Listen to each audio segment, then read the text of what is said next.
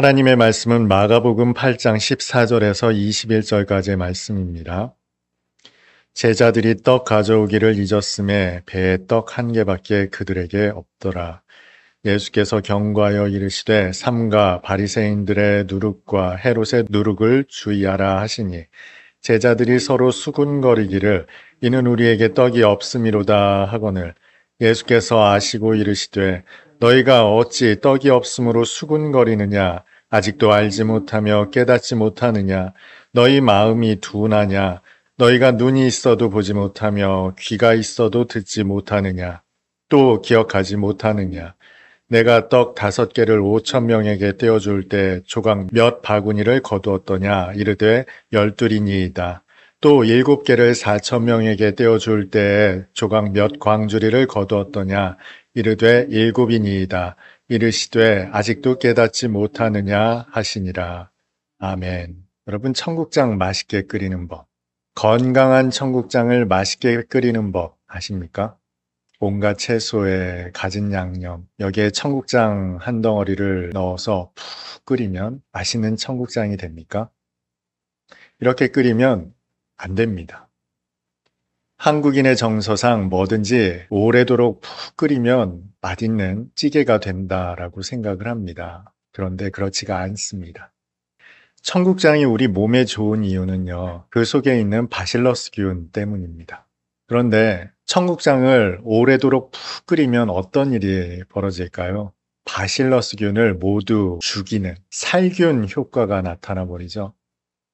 멸균해버린 청국장을 먹는 거예요. 바실러스균의 효과를 기대할 수 없다는 것이죠. 오히려 건강한 청국장을 끓이려면요, 채소를 넣고 갖은 양념을 하고 나서 이것들을 푹 끓인 다음에 불을 끄고 그 잔열로 청국장을 우려내는 겁니다.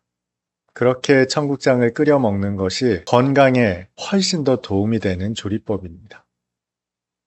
어떠세요? 논리적이지 않습니까? 타당한 이유가 있습니다.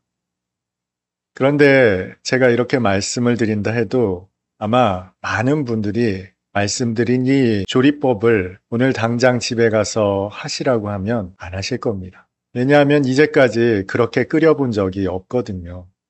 청국장은 으레 오랫동안 끓여야 제맛 아닙니까? 타당한 논거를 제시했음에도 불구하고 우리는 그것을 잘 받아들이지 못합니다. 또 하나의 충격적인 말씀을 하나 더 드려볼까 합니다. 오늘 예배 전에도 찬송을 불렀습니다만 하나님은 신실하시죠. 변함없으신 하나님이십니다. 그런데 여러분 마음속에 떠오르는 하나님에 대한 인상이 한결같으신 하나님, 변함없으신 하나님으로 떠오른다면 여러분의 신앙에 적신호가 켜진 것이다. 이렇게 말씀드리면 여러분은 어떻게 받아들이시겠습니까? 오늘 본문 말씀은 제자들이 떡 가져오는 것을 잊어버려서 생긴 사건으로 시작됩니다.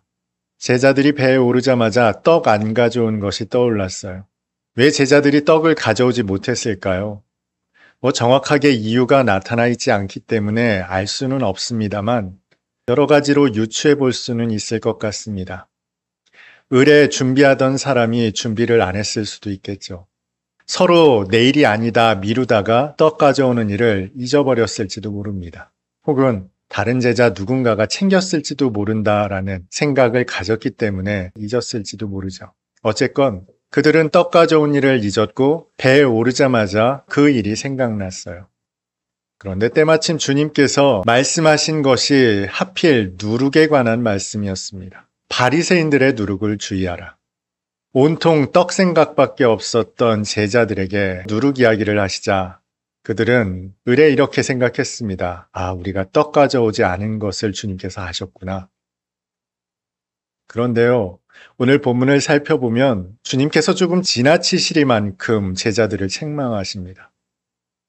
너희가 아직도 알지 못하느냐, 깨닫지 못하느냐, 너희가 그렇게도 마음이 둔하냐, 보지 못하느냐, 듣지 못하느냐, 마지막으로 기억하지 못하느냐 하시면서 제자들을 이렇게나 책망하십니다. 어찌 보면 너무나 사소한 일임에도 불구하고 왜 주님은 이토록이나 제자들을 책망하셨을까요? 그런데 오늘 본문을 마태도 15장에 기록하고 있는데요. 마태도 마가도 똑같은 방식으로 기록하고 있습니다. 제자들이 배에 오른 직후에 떡 가져오지 않은 일을 떠올렸습니다. 생각해냈습니다. 그리고 나서 예수께서 바리새인들의 누룩을 주의하라 말씀하신 순서로 기록하고 있어요. 사실 그 순서를 뒤바꿔도 크게 그 의미가 훼손되지 않습니다만 마태도 마가도 똑같은 순서로 기록하고 있어요. 이것은 제자들의 머릿속에 떡 가져오지 않은 생각으로 가득 차 있었다는 의미를 내포하고 있습니다. 배를 타고 저 바다 건너편 목적지로 향하고 있는데 제자들의 마음속에는 온통 떡 가져오지 않은 생각으로 가득 차 있었어요. 마가는 떡이 하나밖에 없었다 이렇게 기록하고 있거든요.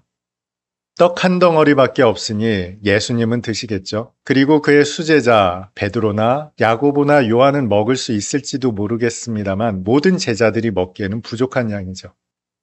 누가 떡을 안 챙겨서 이 문제를 야기했느냐? 누구 책임이냐? 나는 이 떡을 준비할 만한 그런 위치냐? 아마 여러 가지 생각들이 그들 마음속에 있었을지 모릅니다. 이렇게 짐작할 수 있는 것은 얼마 지나지 않아 제자들이 누가 크냐 하는 문제로 다투었거든요. 이 사소한 문제 하나로 제자들의 마음속은 여러 가지 생각으로 가득 채워졌을 겁니다. 그러다 보니 주님께서 바리새인의 누룩을 주의하라 하신 이 말씀까지도 오해하기에 이르렀죠.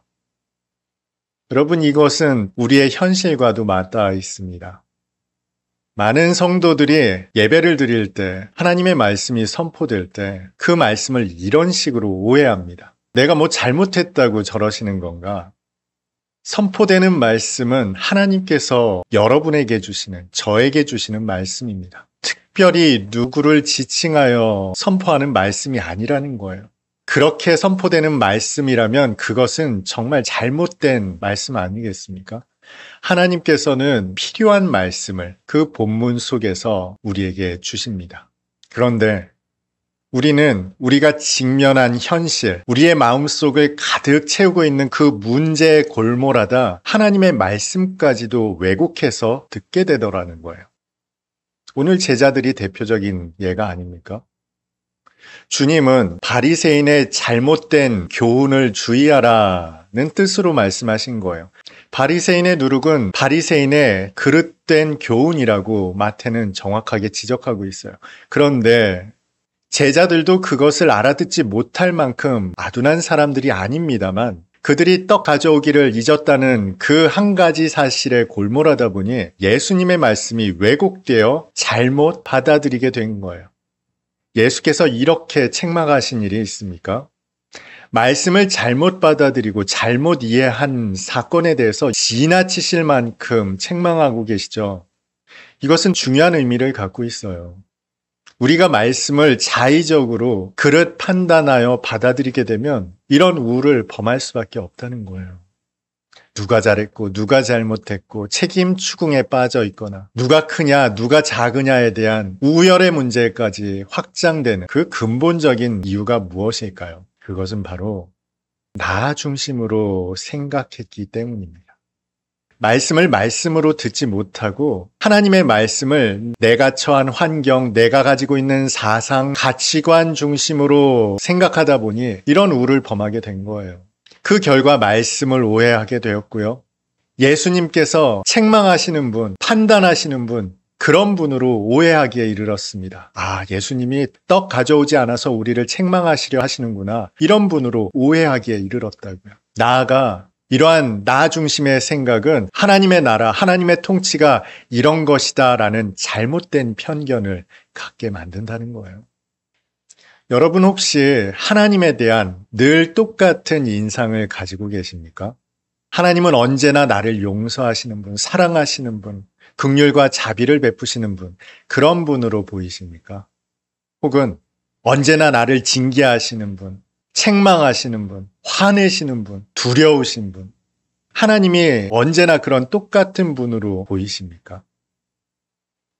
우리가 하나님에 대한 이런 획일적인 똑같은 표정의 인상만 갖게 되는 것은 모든 것을 나 중심으로 생각하기 때문에 그렇습니다. 나 중심으로 생각하다 보니 내가 만들어낸 하나님 나라에서 하나님이 늘 똑같은 표정으로 나를 바라보고 계시는 거예요. 사랑하는 사람과 함께 살아가다 보면 언제나 똑같은 표정으로 서로를 바라볼 수 없겠죠. 그것은 서로가 인격체이기 때문에 그렇습니다. 부모가 자식을 바라볼 때도 자식이 부모님을 바라볼 때에도 늘 똑같은 표정만 가질 수는 없겠죠. 자식이 잘하면 부모님은 기쁘고 즐겁습니다. 또 잘못하면 서운하기도 하고 아쉽기도 하고 또 안타깝기도 하지 않겠습니까? 하나님은 어떠시겠어요? 하나님은 분명 우리를 사랑하시지만 다양한 마음을 가질 수 있습니다. 하나님은 인격이시기 때문에 그 풍부한 마음을 담아 우리와 인격적인 교제를 나누세요. 잘할 때는 기뻐하고 즐거워하시지만 우리가 잘못할 때에는 안타까워하시고 답답해하시기도 하시겠죠. 그런데 우리가 하나님에 대한 똑같은 인상만 가지고 있다는 건 하나님과 인격적인 소통을 나누고 있지 못하다는 의미예요. 나의 세상에 갇혀서, 나의 시선에만 갇혀서 하나님을 보기 때문에 그렇습니다. 똑같은 시선, 똑같은 판단, 똑같은 안목으로만 생각하기 때문에 우리는 하나님의 똑같은 인상만을 가지고 있게 되는 것이죠. 하나님과 아브라함의 관계, 하나님과 다윗의 관계, 하나님과 요셉의 관계를 떠올려 보세요. 하나님은 변함이 없으시죠. 물론 변함이 없으십니다만 하나님은 그들에게 다양한 모습으로 당신의 마음과 뜻과 생각을 나타내셨어요. 이것이 인격적인 관계 아니겠습니까? 마치 예수께서 기뻐하고 즐거워하시기도 하시다가 때로는 화를 내시기도 하셨죠. 예루살렘을 보시고는 울기도 하셨습니다. 여러분이 온전하게 신앙생활을 잘 해나가고 계시다면 여러분은 하나님의 다양한 인상을 느낄 수 있어야 합니다. 하나님의 다양한 표정을 만날 수 있어야 합니다. 만약 획일적인 하나님의 인상만을 가지고 있다면 어쩌면 여러분은 인격적인 관계를 누리고 있지 못한다는 반증일 수도 있습니다. 그리고 그 시작은 나 중심의 생각에 사로잡혀 있을 때 마치 제자들이 떡 가져오지 않은 생각에만 사로잡혔을 때 주님의 말씀을 왜곡했듯이 나의 생각에만 사로잡혀 있을 때 하나님의 말씀도 하나님의 뜻도 하나님의 생각도 왜곡된 형태로 받아들일 수 있다는 겁니다. 오늘 예배드리는 저와 여러분 모두가 하나님과 아주 긴밀한 인격적인 관계를 회복할 수 있기를 바랍니다. 사랑하는 사람이 함께 있다면 얼마나 다이나믹한 감정의 교류가 있겠습니까? 하나님이 슬퍼하시는데 여러분 마냥 기뻐하실 수 있겠어요? 하나님이 기뻐하시는데 여러분 마냥 우울함 속에 사로잡혀 있을 수 있겠습니까? 주님과의 풍성한 인격적인 교제 가운데 낙심 가운데 있다면 즐거움을 회복하게 하시고 또 슬픔과 절망 가운데 있다면 기쁨 가운데로 나오게 하시는 주님과의 깊은 인격적 교제함을 누리시는 오늘 예배드리는 저와 여러분 다 될 수 있기를 주님의 이름으로 축복합니다.